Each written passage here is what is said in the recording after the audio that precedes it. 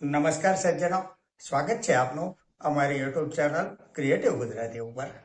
તો સજ્જનો, Nifty index આજે 116 point ઘટીને 24,090 બંધ આવ્યો છે. આજે નિફ્ટી ફાર્મા ઇન્ડેક્સ 0.80% જેટલો પ્લસમાં રહ્યો છે. તો નિફ્ટી હેલ્થકેર ઇન્ડેક્સ 0.70% પ્લસમાં રહ્યો છે. સૌથી વધારે ઘટવામાં રેલવે PSU ઇન્ડેક્સ 1.70% જેટલો ડાઉન ગયો છે. નિફ્ટી સિમેન્ટ ઇન્ડેક્સ 1.30% ડાઉન ગયો છે. સ્ટોકમાં બોમ્બે બુરમા ટ્રેડિંગ કોર્પોરેશન લિમિટેડ 13% જેટલો પ્લસમાં રહ્યો છે. ગોલ્ડ ETFમાં જે $1.5નો ઘટાડો થયો છે. ક્રૂડ ઓઇલમાં બ્રેન્ટ ક્રૂડ $88 ઉપર ટ્રેડ કરી રહ્યો છે. આજે 0.5%થી થોડું વધારે ક્રૂડ ઓઇલ પ્લસમાં છે. સજ્જનો, અહીંયા કંપની તથા ફંડામેન્ટલના વીતેલા ઇતિહાસની ચર્ચા માત્ર અભ્યાસના હેતુથી કરીએ છીએ. જેને ખરીદ વેચાણની ભલામણ નહીં સમજવા આપ સૌને એક વિનંતી કરું છું. આજની ચર્ચાની કંપની છે બેંક ઓફ મહારાષ્ટ્ર લિમિટેડ. દોસ્તો, આ કંપનીએ વીતેલા 1 વર્ષમાં શેર હોલ્ડરોને 60% જેટલું રિટર્ન આપ્યું છે. પ્લસ 2.59% આ કંપનીની ડિવિડન્ડ yield છે. ફંડામેન્ટલ જોઈએ તો જે સેલ્સ જૂન 2025 ક્વાર્ટરમાં 7,056 કરોડ હતું તે વધીને 8,035 કરોડ થયું છે. નેટ પ્રોફિટ 1,504 કરોડથી વધીને 2,023 કરોડ થયો છે. વાર્ષિક નેટ પ્રોફિટ 7,536 કરોડનો થયો છે. વીતેલા 3 વર્ષનો કમ્પાઉન્ડિંગ પ્રોફિટ ગ્રોથ 39% છે. TTM 31% છે. સેલ્સ ગ્રોથ CAGR 3 વર્ષનો 23% છે. સ્ટોક પ્રાઇસ CAGR 3 વર્ષનો 30% છે. રિટર્ન ઓન ઇક્વિટી 3 વર્ષ 23% છે. લાસ્ટ યર પણ 23% છે. માર્કેટ કેપ 66,940 કરોડની છે. સ્ટોક પ્રાઇસ ₹84 છે.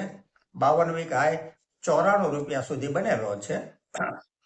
PE રેશિયો 8.57 છે. ROCE 6% છે. ROE 22.60% છે. ફેસ વેલ્યુ ₹10 છે. શેર હોલ્ડિંગ પેટર્ન જોઈએ તો પ્રમોટર હોલ્ડિંગ 73.60% છે. FIIનું હોલ્ડિંગ 5.82% છે. DIIનું હોલ્ડિંગ 14.28% છે. અને પબ્લિકનું હોલ્ડિંગ 6.32% છે. ભારત સરકારની આ એક PSU બેંક છે. ફંડામેન્ટલ સારું છે કંપનીનું. પ્રોફિટનો ગ્રોથ પણ સારો છે. ડિવિડન્ડ yield પણ સારી છે. અને ખાસ વાત તો એ છે કે 2008માં જે હાઈ બનેલો હતો ને તે હાઈને અત્યારે બ્રેકઆઉટ આપવાની તૈયારીમાં છે સ્ટોક. જે લોંગ ટાઈમ બ્રેકઆઉટ ગણાય છે. આ લોંગ ટાઈમ બ્રેકઆઉટની એક થિયરી છે. ઘણા બધા ખેલાડીઓ આ એક અભ્યાસ કરતા રહેતા જ હોય છે. તેઓ લોંગ ટાઈમ બ્રેકઆઉટ ગોતતા રહેતા હોય છે. કઈ કંપનીનો કઈ સ્ટોક લાંબા સમયે બ્રેકઆઉટ આપી રહ્યો છે. જેટલો વધારે વર્ષનો સમય હોય ને બ્રેકઆઉટમાં આપવામાં, તેનું વધારે મહત્વ તેઓને રહેતું હોય છે. જ્યારે આ સ્ટોકમાં તો 2008ના હાઈને બ્રેકઆઉટ આપવાની ઇંતજારી છે ત્યારે.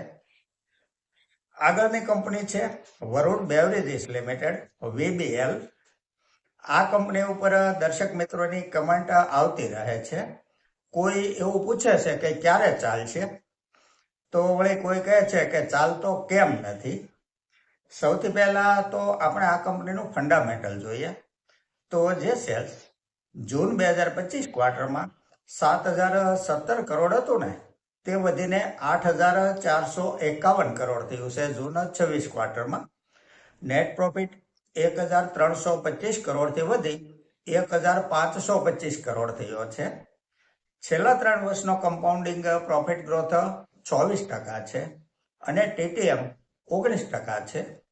સેલ્સ ગ્રોથ CAGR 3 વર્ષનો 18% છે. TTM 14% છે. રિટર્ન ઓન ઇક્વિટી 3 વર્ષ 21% છે. લાસ્ટ યર 16% છે. બેલેન્સ શીટ જોઈએ તો બોરોવિંગ 2,508 કરોડ છે. સામે રિઝર્વ કંપની પાસે 18,902 કરોડનું છે. માર્કેટ કેપ 1,41,422 કરોડની છે. સ્ટોક પ્રાઇસ 419 રૂપિયા છે. 52 વીક હાઈ 556 રૂપિયાનો બનેલો છે. પી રેશિયો 41 છે.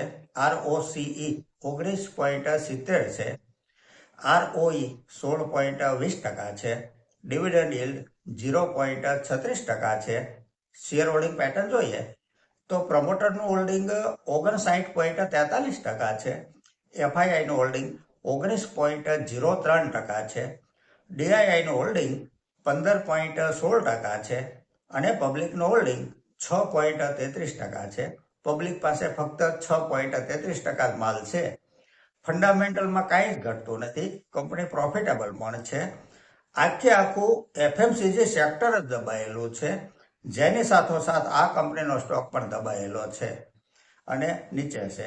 જ્યારે આ સેક્ટરનો વારો આવશે ને સાયકલમાં ચાલવાનો, એટલે તરત જ આ સ્ટોક પણ ચાલશે. આગળ એક સજ્જનનો સવાલ છે કે PFC એટલે કે પાવર ફાઇનાન્સ કોર્પોરેશન લિમિટેડ અને REC આ બંનેમાં અત્યારે ખરીદી કરી શકાય, એન્ટ્રી લઈ શકાય તેવો સવાલ છે.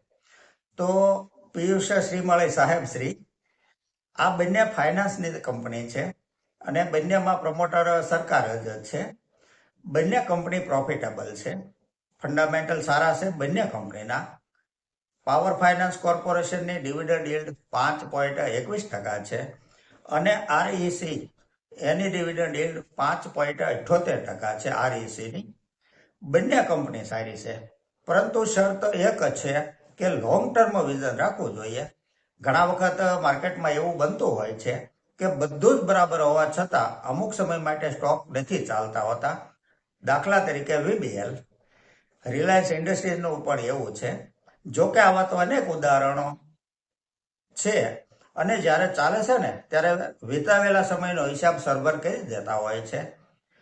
અને છેલ્લે કે જો બની શકે ને તો લગભગ 10% આજુબાજુનો સ્ટોપ લોસ રાખીને ચાલવું જોઈએ. તો સજ્જનો, આ સાથે આજની આ ચર્ચા અહીં પૂરી કરીએ છીએ. જો આપને આજની આ ચર્ચા પસંદ આવી હોય તો લાઈક કરજો, શેર કરજો, મારી ચેનલને સબસ્ક્રાઈબ કરજો. નમસ્કાર.